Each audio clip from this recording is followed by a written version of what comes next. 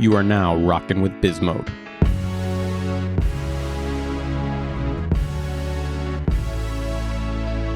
Let's get into BizMode. What is BizMode? BizMode is entrepreneurship at its highest level. BizMode is flow state. BizMode is that hunger pain you feel. BizMode is success by your own definition. BizMode is operating from abundance. BizMode is what you make it. This is BizMode. What up, though? I am your host, Alex Bruno.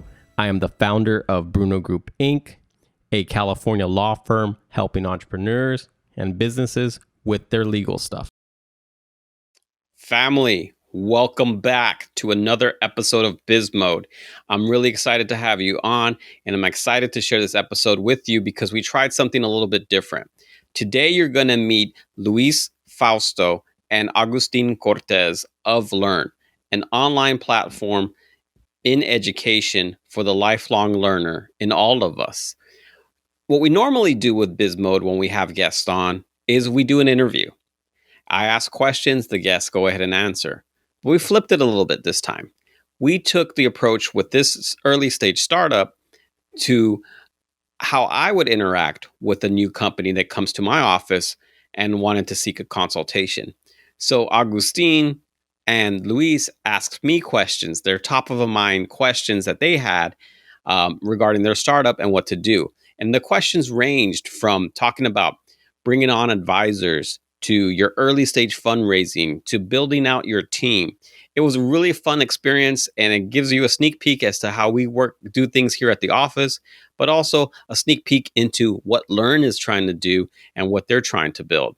So I really hope you're going to enjoy this episode. But before we get into that episode, can you go ahead and give us a rating? If you like what we're doing here at BizMode, I'd really appreciate your assistance in kind of giving us that rating and giving us that boost. Because we want to reach out to as many entrepreneurs as we can, because part of our mission is to impact communities and entrepreneurs and founders so that they can build great things and provide that impact as well. Well, let's get into this conversation with Luis and with Agustin. Hope you enjoy. All right. Well, welcome to BizMode. Why don't we start with you two introducing yourselves? Why don't we start with Agustin? Absolutely. Well, thank you so much for having us. Very grateful for the opportunity to just really get the chance to learn from you. Very exciting that you're doing this type of content because being early founders, there's so many questions that come about, and to have an opportunity like this is just, in my opinion, a very strong win-win. So to give a little context about myself, my name is Agustin Cortez. I'm the CEO and co-founder of Learkn.com. High overview about Learkn is it's a free educational platform that provides video courses, but we really focus on providing the best learning experience possible. And our long-term mission is to make premium educational content universally accessible. And that's essentially the core philosophy and soul of Learkn. And building this company has been the experience of a lifetime, and I'm just really looking forward to learn from you because we're going to tailor that knowledge towards our experience. And it's been an amazing journey so far, and I think that'd be a good transition to introduce my business partner. All right. That's perfect. Let's go for it, Luis. Yeah, my name is Luis. Once again, Alex, thank you so much for having us. I know we chit-chatted about, 2 weeks ago, had a little, conversation about this, but yeah, a little bit about me. I'm 24. I attended school. It's funny thing is not a lot of people know this, and it's like one of the first times I've said this, but I was like 6 credits short from actually fully graduating. Around that time, I was my partner. We started a family. I have almost a 2-year-old daughter. In the midst of all that, me and Agustin and our other co-founders, well, one of them, Carlos, have always been kind of close since around 2017. Whether it was like business, we had a marketing agency, so on, right? But when Agustin came early this year mentioning, Learkn, and he actually asked me like, hey man, would you like to join me in building this? And I'm like, no hesitation. Agustin has always been an influence on me, and I've always liked working with him. And it's funny enough because I didn't realize it till building Learkn at this scale that we actually collide and we actually don't agree on a lot of things, but we find the middle ground. and we find how we each person works. So yeah, that being said, it's one of those missions that came natural to me because I've always liked learning on my own. I felt like, okay, well, if I could do it, there's probably people that don't even have the access to this. So when he said, hey man, let's build something that could make education accessible, I'm like, let's do it, man. So I'm stuck. I'm not stuck. I'm sticking to the design side of it. So anything you see on the interface is designed by me. I send it over to Marcos, and he makes his magic on his end. So yeah, I'm excited to be here to talk about different things and learn alongside you two. You launched this fall. But let's talk about like some questions you have, some obstacles you have. So I'm going to kick it over to y'all to get it started. Yeah, exactly. I love that. It's a real life scenario, and it's a real story happening in real time, real questions, real answers. So last time we spoke, I think this would be a good question just to kick off. And it's a fairly broad question, but we can go down several avenues here. Is we were in the position to bring on advisors to the company, and we met with the advisors, told them about the mission, sold them on the concept, etc. And it came down to negotiation. So being a first-time founder, scavenged the web, like, what is a fair compensation percentage? What are the expectations for this advisory role? And just kind of all those questions, all that nuance pertaining to that the experience. This is a perfect question I think I could ask because you have experience and seen some insight on what would be enough knowledge for us to make a judgment call. Right, and I think, I think we kind of started to talk about it. And I'm a big believer if there's like, again, don't reinvent the wheel. Mm-hmm. And if there's certain like materials that have already been created that are helpful, like, and I think we talked about this is there's a FAST agreement, which is actually pretty interesting because they have different levels of compensation in terms of equity. Right. So like there's different levels based on the level of commitment from the advisor, based on what your expectation is of the advisor.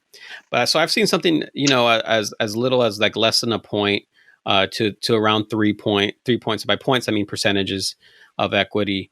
And there's also been situations where it does vest over time, similar to like a grant to a founder or your first set of employees, where you're saying, things are going to invest after a couple of years, depending on the amount of the years and what you're if you're going to put a cliff in and all that stuff. And I guess we could go into more details of what a cliff means for other people, but so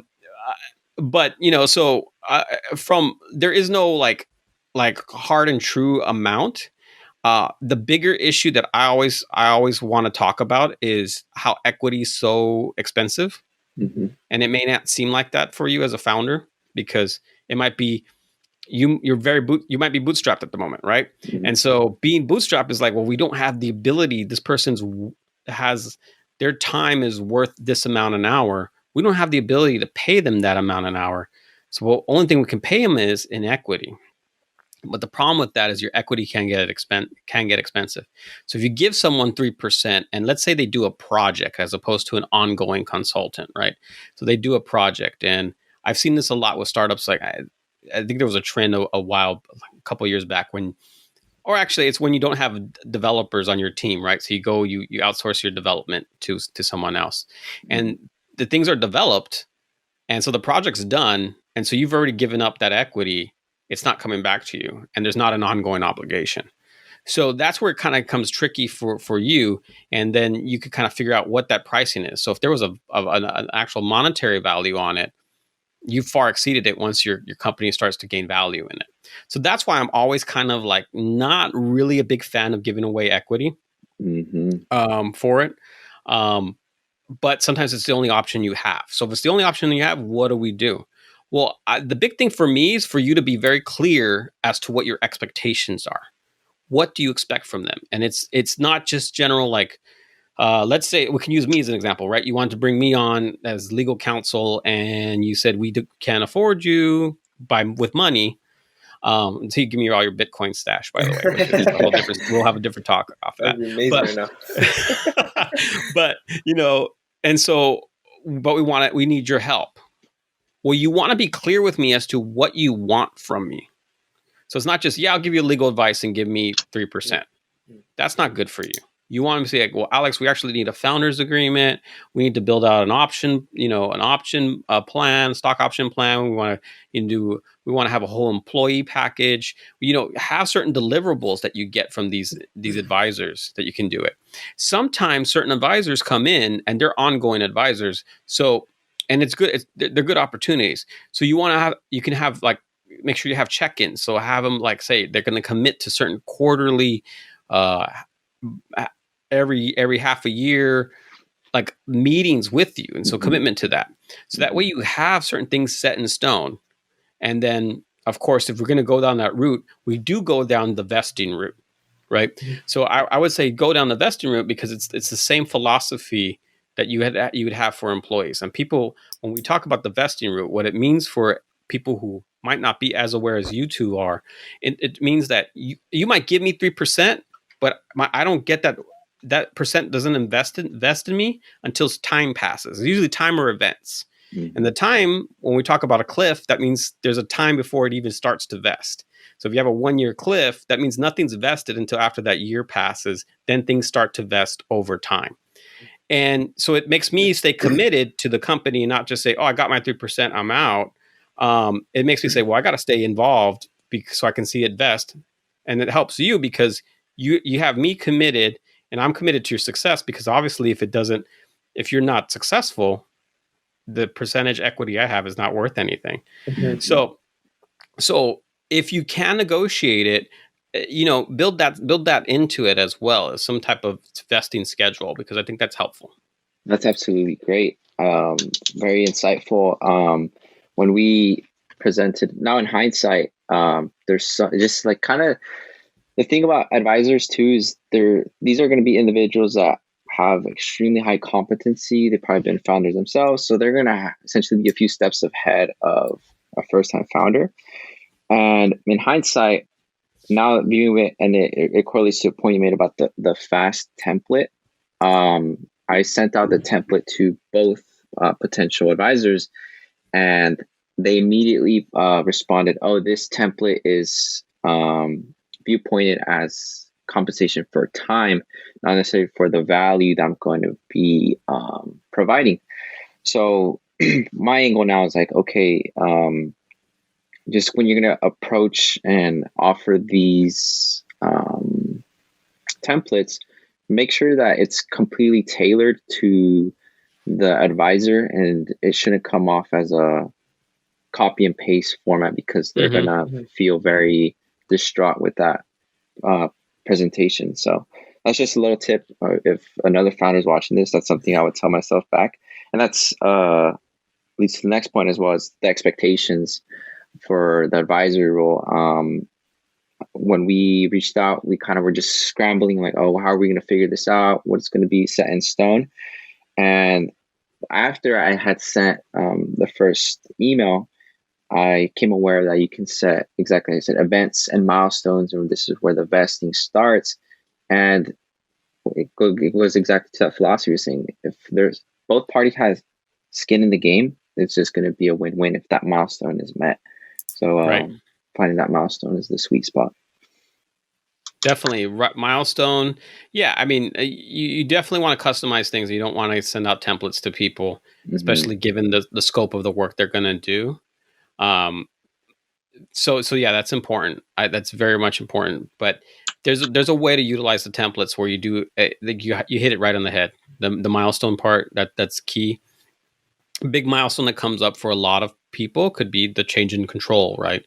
So that's a big one. And what does that mean? That means you get acquired. You sell the company. Well, if you sell the company, get acquired, and it's part of it's due to your advisor's efforts, then they shouldn't have to wait for the vesting schedule to happen. It should accelerate. So that's one thing. But then also you can bonus people, like you just said, through the milestones. So you could have a regular 4-year schedule of vesting, but say, hey, if we hit these deliverables or hit whatever the consultant and our advisor is supposed to give you, yeah, we'll give you that percentage, and then we'll give you another 0.5% or another percent once you hit those milestones. That's excellent. It's similar to if you ever had to deal with building a house or building something. If you ever seen those contracts, it's similar to that, where they have progress payments. So they're required to say they don't get all the money up front, they're required to actually do the work. And once they hit the certain milestones, like you just mentioned, then they get paid. Yes. I have a question. Alex, in regards to the advisory role, right? And it's kind of like we're in a position, we have advisors, right?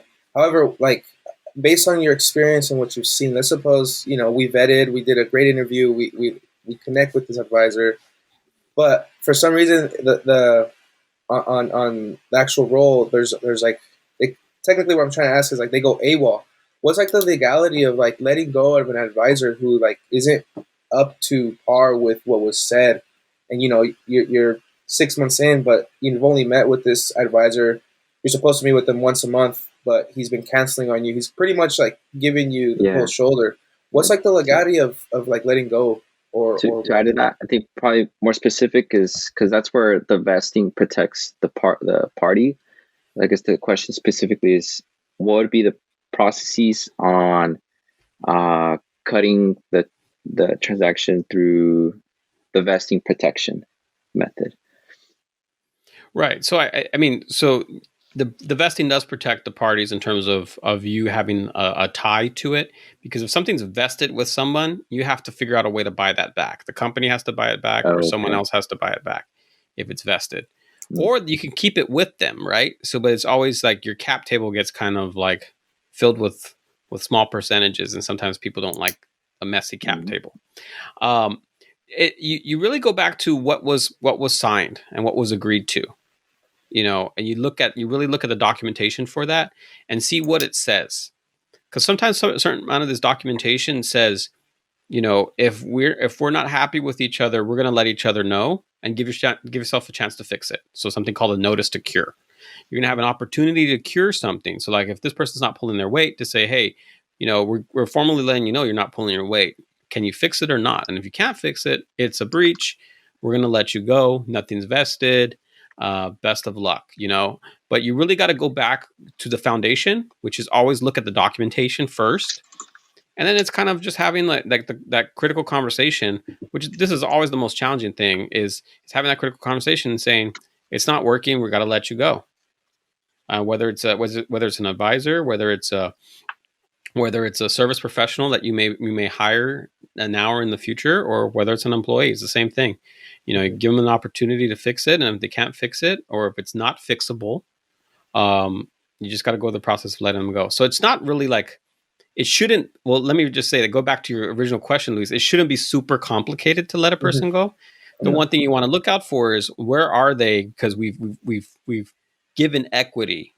Where are they in terms of the equity side? And what do we have to do to make sure we undo that or claw it back? Because ideally, you want to bring it back. You don't want to have a small percentage on with this person. So if there's a way you can claw it back or buy it back, there's ways to do it. Okay, that's great. Yeah, and that answered my follow-up question: is what would be like the cleanup process? Buying, clawing it back. And sometimes the agreements will say it, and this happens a lot with team, right? When you're building your team and you're bringing employees on board. So sometimes employees get a great opportunity. They either find an opportunity with another company and they want to do that, or they get the spark that you two have, is like, hey, we want to build something ourselves. Maybe totally different than what you're trying to do, and so they got to leave. And so we got to figure out, is there a way in the agreements and the documentation we provided them to say, that's great, you're leaving. Guess what? The value of your shares are this much right now. We're buying them back because that's what you agreed to when you were granted the shares, and that's kind of a way of a protection because you're protecting the company. Okay, awesome. So next question I have in line is pertaining a little bit more to the cap table and raising capital from angels. Can you do like a walkthrough scenario of how essentially say we're going to raise $500,000 on a safe, and we're going to say get maybe 10 angel investors to reach this size? What would be the processes of the legality aspect, from transactions to adding them to the cap tables and everything in between? Right. So, I mean, one is you with the safe note, there's different ways that you can do it with the safe. And by the safe is, by the way, it's another thing like the FAST agreement we're talking about, where it's another organization. This one's YC. I think FAST was Founders Institute. Where it's another organization that said, you know what, there's a better way to do it. Before Safe Notes, which you two might be aware already, there was something called convertible notes or promise convertible notes, which is basically a loan, and it's a loan that ends up turning into equity if certain events occur. The difference with the convertible note versus the safe note is the convertible note, you really got to be stronger on what your valuation is, right? So you're kind of saying, well, really, we're going to be, our company's worth this at this time that we're offering these notes, and you're coming in at this percentage. So in case you convert, that's what it's going to end up being. And by the way, just for everyone's input, the time for conversion usually is another round of financing. So if you're at this angel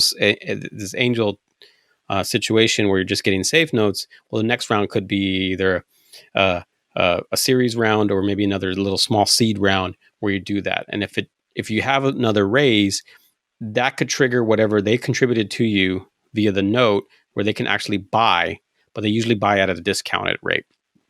So they'll buy, you'll knock off 20%. It's like kind of like common for people. What you have to do, what you have to figure out with the safe notes, is kind of like the beauty behind the safe notes is you don't have to do a deep valuation, right? You're saying, okay, this company is worth this amount of money, but you do want to kind of put a cap in there. So you kind of want to put in a cap of money in there so you can say, okay, it's kind of like, I hate to use the word gambling or betting when you have like an over under. For all the people who've ever seen what an over under is, it's kind of like, what's the total amount of points someone's going to score? So when you're doing like a value, like a pocket valuation for a safe note, you're kind of saying, well, what's the company, in Spanish, más o menos, a little bit. What's it going to be like? What is it going to be like? Around how many million is it going to be at the time? And so you want to put that down because that's going to help you kind of help with the triggers of when someone can convert. The beauty behind a safe note that I like about it is that it's a little open-ended. And what I mean by open-ended is that traditional convertible notes that I talked about earlier is, they have a time. Okay, by December 31st, 2021, we're either going to, there's either a conversion is going to happen or we're going to pay you back. And here's the interest rate we're going to pay you. Safe note, it can be a little bit more open, and it's more of, back to what you were saying, Augustine, it's more of a milestone thing. If we're going to hit this, that's going to happen. If we do that, that's going to happen. But it's not really time milestones, it's more event milestones. And we're looking at the fundraising. But from a legal perspective, the way you do it is you kind of have the safe notes prepared. You want to vet the people that are investing in you, and make sure that they have the ability to pay and the ability to do it without hurting themselves, so to speak, in a way. It depends on the way you do your rounds, because certain times you can do what we consider people be friends and family, which means they don't have to be an accredited investor.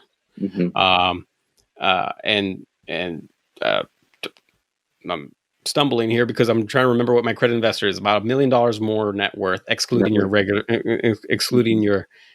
primary home, or you've earned at least $200,000. I think it's $200,000 or $250,000 in the last 3 years. That's what an accredited investor is. Now it's starting to get a little bit looser now because SEC came out with some stuff in the fall that's still kind of. I would say give it 3 more years, like to figure it out, because I think it's going to get a little bit better, especially with the onset of crowdfunding and regulation crowdfunding, which is going to allow a lot of different things to happen. So you're going to have the protections to have a lot of different investors. But the idea is, you want to make sure that people know what your offering is. So you want to explain what your offering is, explain what you're giving them in the offering. So what's the security? And that's for this security is going to be a safe note.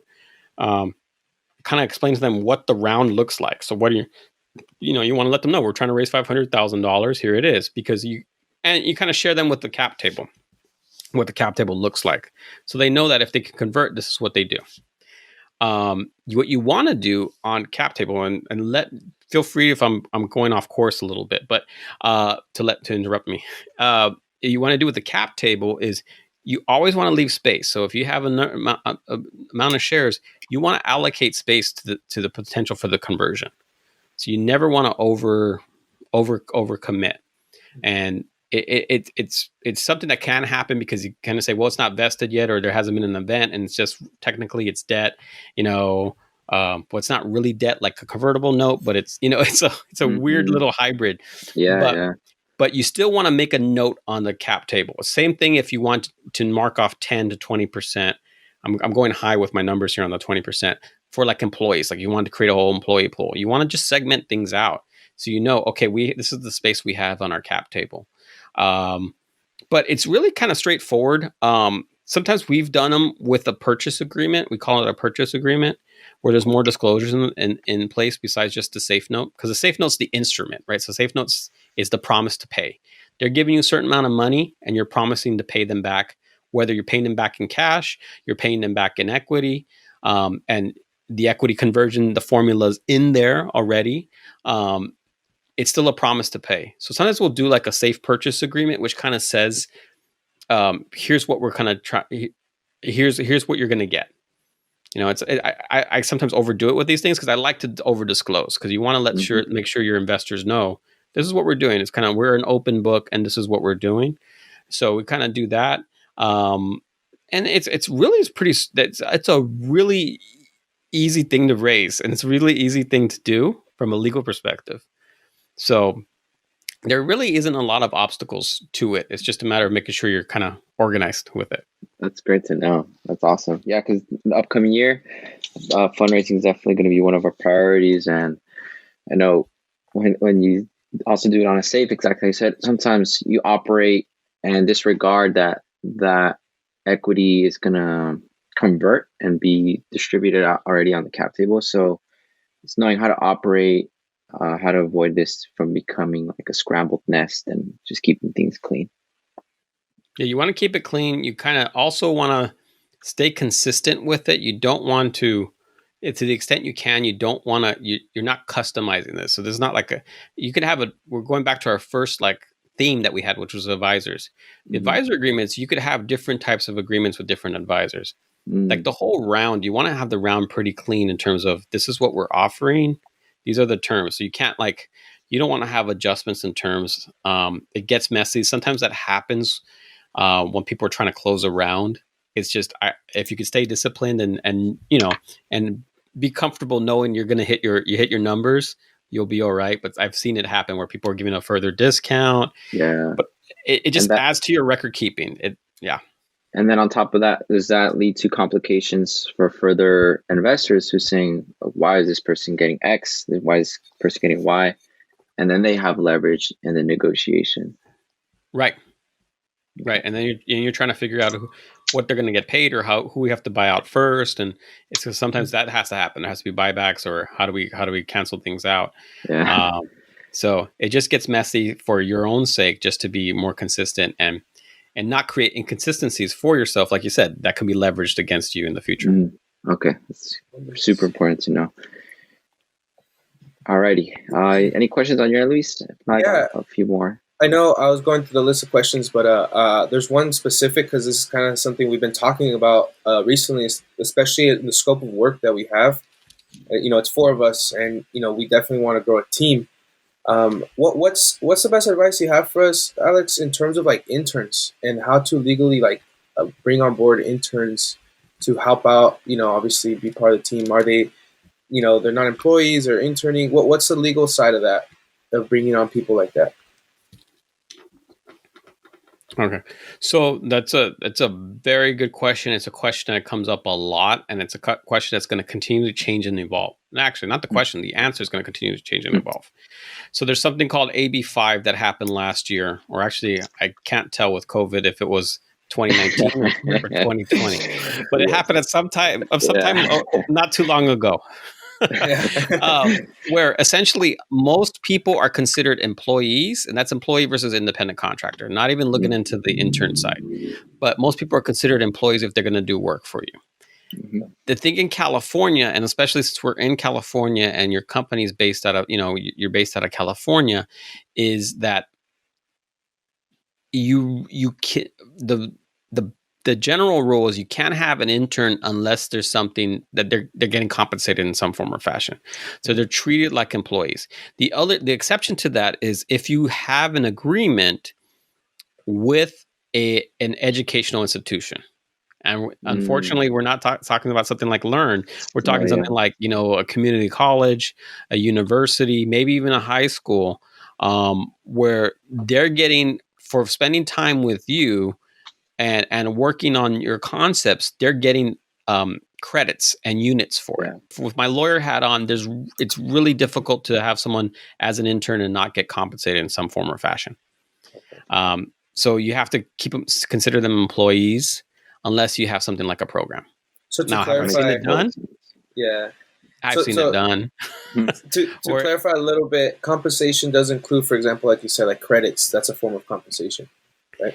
right, but you want it just to protect yourself as a company. You want to make sure, okay, we're going through the local community college, the local junior college, or Mm-hmm. um, yeah, if a university or something where yes, they're going to get certain credits.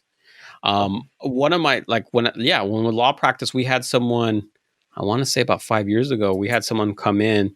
She was like our first year or second year at a community college, and she approached us and she wanted to learn more about what we're doing Mm-hmm. because she was considering going into law school. So I said we could do it if you figure out the intern program, because Oh, well. I can't have you volunteer and then there'd be an issue. And so she went ahead and did it. The issue is, just so we're clear, so you also know, is there could be a situation where they're saying, "Oh, we worked overtime. I worked. I was entitled to certain rights. You didn't provide it to me." Things like that you would be responsible for if you try to have them on, and they said, "Oh, I just want to shadow you. I just want to." Just want to vacate, just want to kind of see what you're doing. The Correct. other aspects of interns, when we're in that educational space, is it's for the interns. It's for the interns' benefit first. So you always going to frame it as the interns' benefit first. So it's for their educational purpose. So many people mistake that for, interns are free labor, so we get them make them do whatever they want. The idea is, technically, you're supposed to have it with the benefit of how's they going to develop them. So obviously, I mean, if you do it, there's a lot of ways to do it differently. I've done it recently. I think in the last couple of years, we used to have high school interns in, and we paid them, like either close to minimum wage, just so they had something. And I think they still got units or something out of it, but we wanted to make sure they had some kind of like Mm-hmm.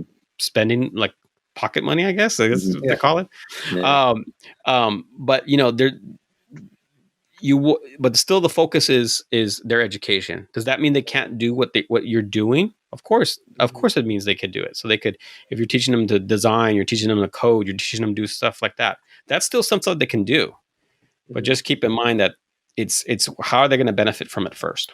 So That's a very important angle. real quick before we move on to Tim's other questions, something that just spawned right now is, so is it common for an early stage startup like us to even focus on interns and more focus on actually bringing on employees? I'm asking that because sometimes we talk about like, oh man, it would be nice to have like a team, right? So in that case, should we rather focus on definitely bringing on employees rather than thinking of like interns? So I mean, there's no hard, fast, black and white rule. Mm-hmm. If there's opportunity arises, I think you should pursue it. One thing that there's programs out there that a lot of people don't know, and I'll just mention it to you, that there's programs where people, like certain development agencies, will pay people to get employed. So you can work with certain local development centers, and these are from the state of California and local counties and stuff like that, where they're setting up the pay schedule, they're setting up the workers' comp, they got it all set up.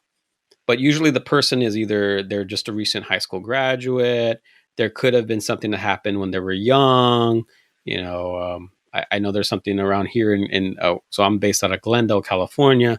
There's something called the Glendale Youth Alliance, and sometimes some of these young people have gone through certain things, and so sometimes they're not readily hireable for an unfortunate circumstance that happened in their past. Mm-hmm. Mm-hmm. But so these agencies are trying to help them get their foot in the door.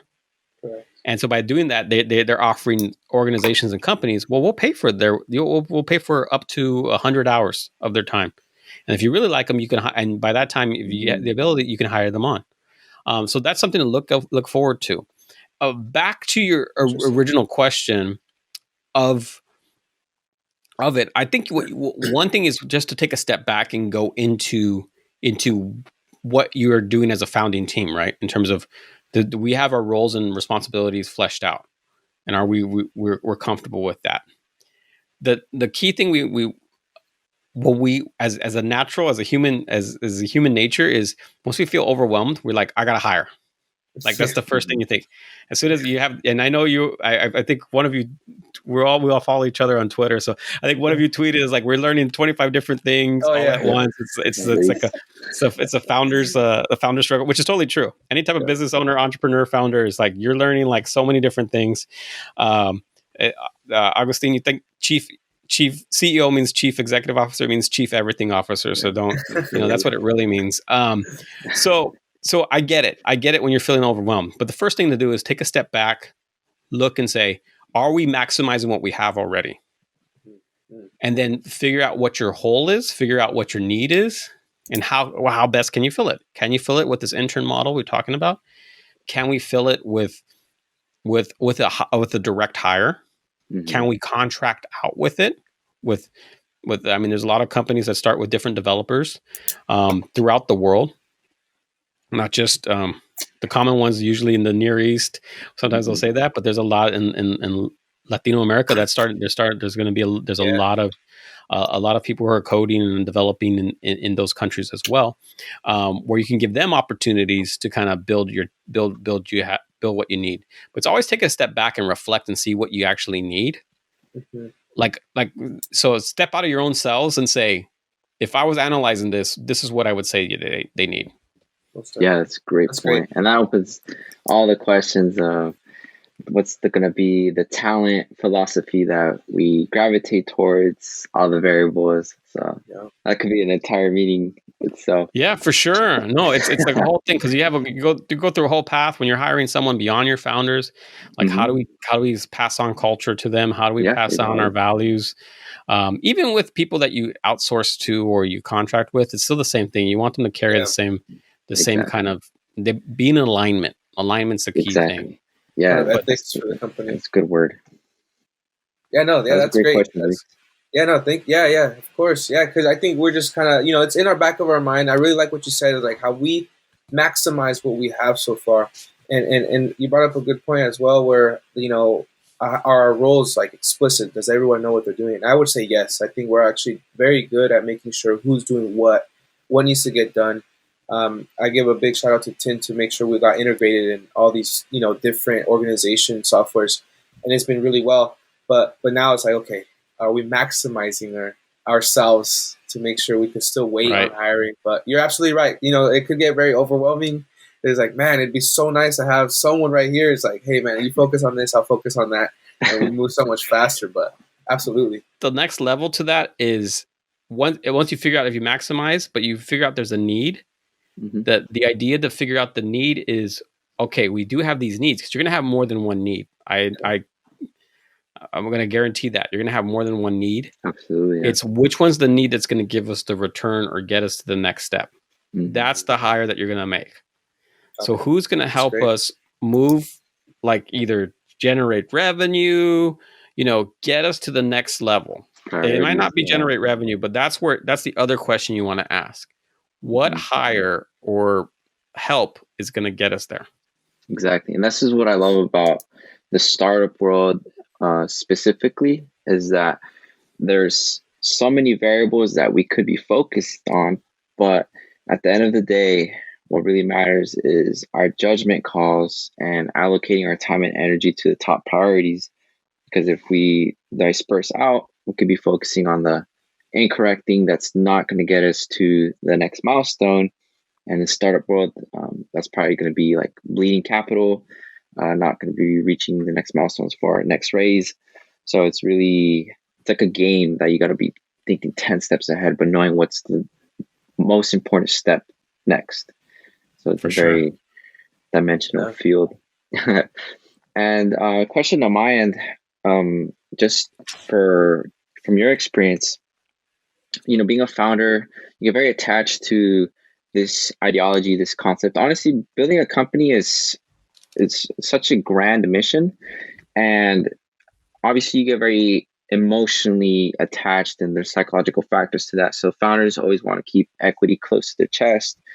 And what that concept is, what can founders do essentially when they're raising capital to have as much leverage in the negotiation, like have deal heat, obviously multiple offers, terms, strong metrics. But are there other variables that founders can really take advantage to just have that leverage for the negotiation aspect? And so a lot of it, so I've been involved like in terms of people pitching, either, kind of hearing a pitch and kind of offering my advice, or helping prep people for pitches. It's what doesn't really, it doesn't go unsaid because a lot of people say it, but the key is the story and your why, right? Mm. So the two things you already touched upon are very important, right? So if there's deal heat, if there's an interest in you, yeah, of course, that's going to help spark people like, well, why is my competitor interested in this company? That's obviously important. Showing that you're going to actually, like, how you're going to generate revenue, how you're going to monetize. And the old theme is how you're going to 10x, that's going to be important. But also being upfront with it, because if you don't plan to 10x, I think it's good to kind of say, look, we're not a 10x company, but we're a 5x company, and here's why. I think from my perspective, that's better than like when I've seen pitches and the first thing they say, we're going to save the world. It's like, okay, everybody's going to save the world. We're all going to save the world. Yes, we're all Steve Jobs. We're all going to save the world. Yes. But tell me why you want to do this. Like, tell me why. So talking about your story, I mean, just from us interacting briefly before and kind of following your story already, I like your story. So I think expressing the world your story, what you all do, and where you're coming from, and why this is important to you, is a catch for people looking to see, okay, this is a team I want to get behind, because the product's important, but they're really looking at, can this team execute? And they'll see someone. A lot of people can see, okay, this is a house flipper. I'm using more construction terms, but it's like, this is a person who just wants to start up a company and they want to exit as soon as they can at the first opportunity. So they want to just basically flip the house, as opposed to, no, this is someone who they're invested in it. And so, and you, Augustine, kind of from your own biography of being, autodidactic and wanting to do certain things and kind of really explore the idea of learning. And you too, Luis, kind of talking about always evolution and development. That's important to kind of tell them, this is why it's important to us, because we want to impact many, many more people who don't have the access to traditional models, or maybe don't want to pursue the traditional models, or or like us three on this chat, want to continue that evolution, because it doesn't end at a structured institution. It continues to go. And so, but I think that's the other component to it, is the why. I love that. You want to really get into and explore your why, and tell them why you want to do it. I absolutely love that. Yeah. Real quick on just give kind of founder experience on this is exactly that, telling the story, and how to deliver enough information that you convey the message, but not come off as wishy-washy or too ostentatious. And from my experience, it's start off small, direct, concisely, but then as you spend more time with either investors or individuals, is add on to that foundation. And that way you don't lose the narrative, because that was one of the biggest struggles that I came across, like just splurging and hoping things would stick, but it's really building a sequential story that the encapsulation is grasped. No, and it's perfect. It's good. It's really important to, less is always more. So it's always to kind of keep that mantra in mind. Less is always more. By nature, most people are helpers. And there's some people who aren't, obviously, those type of people, but a lot of people are helpers. So by being a helper, you also want to give a lot of information. So you always want to add to it. But just knowing that, I just have to say a little bit, like you said, and having the discipline to say, that's enough. They don't need to know. They don't want to or need to know more yet. It is a great thing to hold on to. Yeah, I love that. Like I was Cool. kind of going back to what you said about the why, right? It kind of I'm still in the middle of reading that book, High Growth Strategy by Eli Gill, and he talks. There's a part in that book where he does mention sometimes founders lose that drive, lose that fire with their company that they built, and they start to realize. And it was talking more in CEOs, but saying CEOs sometimes start doing a lot of things that they didn't sign up for. But like you said, it's chief everything officer, right? But it was just interesting how I connected that, what you said, like, make sure you know your why. I know Tin's not here for the exit. I mean, this guy, we're all really immersed, like, deep in it, but it's really nice that you mentioned that. I just wanted to shout that out. Perfect. Thank you. That's a good way to summarize, because you want to have an anchor, right? So your why is your anchor. Your purpose is your anchor, because it can happen. And you've already pinpointed it from that book. But you'll see it with people, and you'll see how they're communicating. All they're communicating is their next fundraise. And so some companies get in the rut of their validation is through their fundraise. And your fundraising is a tool for you to get done what you need to get done. Keep that in mind. It's not like we need to post this on Twitter that we just closed on this round so everyone can give us a bunch of likes. It's like, no, we're getting this money because, again, you got to figure out what the why is of that money. Why do we want to do this raise? So the why always comes up. Or we want to do the raise for this because it's going to leverage us to get that team that we need to expand and all that stuff, or whatever it is, right? But if you know what the why is at all times, you're going to be okay. I love that. Yes. It's funny. I think last night, literally, I read the concept of being a missionary versus a mercenary. Missionaries, people, grand picture scheme of things, don't focus on the sellout. Mercenaries are people that are there for the flip. How you said that? The house flippers. So, and that's what I think the beauty about if you do get interested in this field is that you can run with an idea and just encapsulate all your energy towards that. And if it's impactful for the world, it could be something bigger than oneself. And figuring that out is the game. And if you got that why and that anchor, you got something to keep on gravitating towards. That's perfect. Yeah. So one question on mine that I have been pondering, and it starts leaning towards the transition and evolution of companies, is that founder CEOs specifically, usually they start off product centric and really it goes to the point that Luis was saying, right? Of they do what they like in the beginning, but founder CEOs, they have to continuously evolve with the company, and with that comes with a lot of like new skill sets, new areas. For example, it would be long-term strategy, financial allocation, and that type of domain.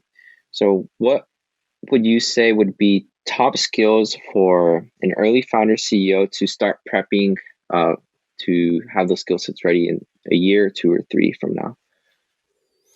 Well, I'll give it to all of the we'll call it all of the C-suite, right? So all of the C-suite, because I think the top skill, well, yeah, I would say it's the top skill. The top skill that I would recommend that you start to develop and understand is, well, I'm gonna hedge and add a second one, and they might be combined. One is to kind of start to learn how to like continue to be on the big picture and start to learn how to manage and develop teams and manage teams. Because that's the CEO trait when companies scale, right? But that's also the COO's trait, the CTO's trait. That's true. Everybody that's founder right now should not be doing 3 years from now should not be doing what they're doing right now. Absolutely. So the management is going to be the key. Like, how do we develop those skills to let go? Because you brought it up earlier of it's our baby, so it's going to be hard for us to let go when you're talking to people that want to invest in your company, know that they want to negotiate, potentially taking away control, potentially taking away certain rights from you. But at the same time, it's also the same thing when you're developing. It's still your baby, so it's kind of hard to hand off control and stuff like that to even your internal team. So knowing to let go and actually developing the skill set of being the person who's going to manage and look at the big picture and kind of move the pieces on the chessboard, as opposed to being the pawn or being the rook or whatever it is. That's the skill that you got to develop. And kind of the second component I want to add to that is the self-awareness, to know what you're good at and know what you need to work on, but also know what you're good at, and knowing that the more you're honest with yourself, the better it's going to be. So, but I think the management skill is going to be the key, because that's how the CEO role moves. The CEO role can move differently too, because the CEO is going to be the chief fundraiser, stuff like that too, depending on where they're at. But essentially, you all are not going to be working on the product at some point, directly on the product. You're not building the product. You're going to have other people building the product. You're just going to say, are they on the right path? What do I need to do to keep them on the path? And so it's kind of developing the skill that's going to have you do that. And not only you being able to do that, but also being comfortable that you got to let go a little bit. So if we're using the analogy of a child, the baby's growing up. So now we got to let the baby go to school. We got to let got to let the baby keep growing. So I think that's the top skills. And always be open, be open to saying, I don't know this and I need to learn this, or I need to figure out who can learn it.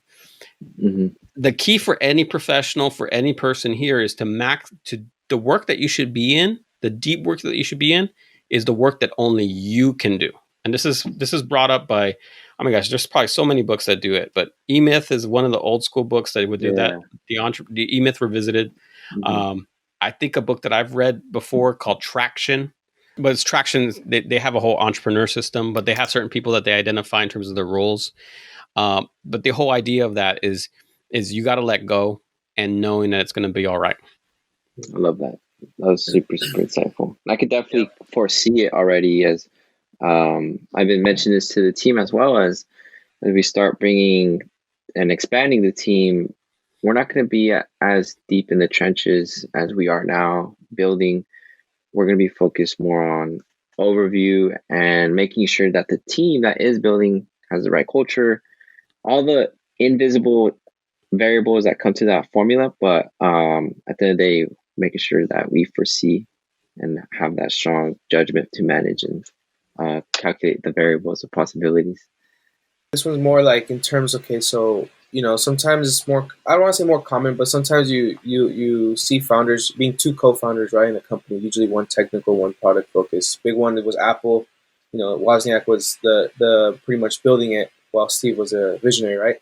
But in terms of law, like, we're four of us. What's your advice, like, for all of us? I know Tim's been doing his due diligence, but when I'm over here in my scope, designing and making sure certain mock-ups are ready to go for shipping. But, as a founder, I still need to know what's going on with the numbers in terms of, like, okay, equity, how much equity are we going to give out, things like that. What's your basic advice for all founders to be, at least in entry-level law knowledge and understanding what's going on? It's great that you asked this question, because it's right. It kind of segues right into what we were just talking about. Is there's going to be a lot of things that you're not going to physically do, but you should be aware of it all, right? Yeah. So you might not be building the product, but you all should be knowing what each other is doing, and it's also a way to hold each other accountable. But it's as simple as kind of scheduling, like creating like these huddles for that. So you're going to have a specific huddle as to, okay, this is the date. We're going to go over the last quarter, and this is what we're going to talk about. This is how we were this was our spend, and this is how this is what we did. This is what our projections are for the year, the next quarter, stuff like that. Or if you want to do it on a weekly, I don't know, weekly might be too much, but at least monthly or quarterly, where you have these kind of meetings. My thing would be kind of like shorten up your meetings, right? Because the hard part is that you get into long meetings, but you should really just focus on, okay, this is the financial meeting. This is going to be the product development meeting. This is going to be the marketing meeting. Obviously, don't overdo your meetings, because then you're going to get burned out on that too. But have a focused agenda to what you're going to talk about, and have a consistent agenda, so you all know. The good thing is, there's so many different ways we can share too. I know a lot of people love to use Google Docs, and you can do certain things where you can just share on Google Docs and stuff like that. People utilize Slack for communication, or some people use Microsoft Teams or other types of communication devices, where you can have channels too, where you're just kind of saying, okay, this is where we're at. I think the key is going to be the accountability aspect. It's kind of like, how do we check in with each other? Because it's easier for everybody when you say, I'm going to do this, and then they know, okay, that person said they're going to do this. So now oh crap, I told them I'm going to do this. So now I got to explain to them if I was able to do it or I wasn't able to do it. But you have that accountability piece to it now. So it's good for that. But I mean, going back to your question, is kind of like, you want to be aware of all aspects of your company. Do you need to know exactly how the spreadsheet's filled out? No, but you need to know what the numbers mean. Correct. That's awesome. Great. That's a great question too. Overall encompassing the angles that we should be aware of. And I guess last question before we don't dwell too much on your end is it's coming up. I've been getting emails, kind of prepping up for it as was. So I've previously ran an LLC. I got a little familiar with the tax landscape on that, annual tax, but doing a C Corp, incorporating in Delaware but operating in California. What's the processes to do our taxes, even though we're pre-revenue, obviously, but we still got to pay the annual fee, etc. What does that look like? So, I mean, for all our California folks, and even if you're formed in Delaware and you're operating out of California, you got to register in California. So whether you're an LLC or a corporation, your minimum tax is going to be $800. It's a minimum fee. C Corps are a little bit different. So so a corporation or an LLC is a separate person. So it's separate from you. It has its own tax identification number, has its own name, its own location, all of that. So you have to file a tax return for it. And the tax returns are usually due a month earlier. So they're due March 15th instead of April 15th. Whether or not you made any revenue or not, you still got to file a tax return. So it's kind of like, it's something you have to do. So yeah, I mean, but that's the extent of it. And to the extent that you earn revenue in California through your operations in California, and some of this might be more clarity. You're going to need an accountant for this, but I know enough to be dangerous, as I like to say. Yeah. It's percentage. It's going to be a percentage of. There's a percentage based on your revenue. For corporations, it's a percentage amount. LLCs, they do a scale. So once you get over $250,000 in gross receipts, they start charging you more than $800. So it's a little bit different. Each type of company is different in terms of how the local state taxes. Okay, that's great to know. Get ready for the tax season. And also, by the way, now that we're in it, make sure also with the Delaware, and for anybody who has Delaware lets you know that you have to file a little tax statement with them as well. So that's usually due, I think, at the end of February or early March as well. There's something that has to be filed with the state of Delaware, where you're kind of reporting what's been going on. Okay, that's great to know. I'll definitely keep my due diligence on the tax side. So it's another world over there. It is. Yeah. Alrighty. Well, Alex, thank you so much. I personally found this worth gold. These specific questions, I had to find answers. So being to sit down with you and do this in a form of dialogue, and also the beauty of this is that it's going to be externally available, which I know will be a very great resource for early founders or people in this field. So I'm just very grateful we got the chance to sit down and you shine your insight with us. I thank you as well, Alex. It's always, it's a pleasure. The first time we met, it was instantaneous click, like we clicked. I'm very happy to actually, be able to have you, I guess, at arm's reach, if you will, and just chit chat about these things, man. But thank you so much. It went full circle too. It's we got connected through the community, and if we can provide this insight for individuals that are in a similar position, why not? Like, it's a very uplifting project and a form of energy that we can do for others. Perfect. Well, thank you both. And wait. Let's before we say thank you, a complete thank you to everybody.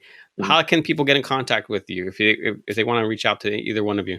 Yeah, we're all active on social media. I think a centralized platform would be learn.com, learn with the KN at the end.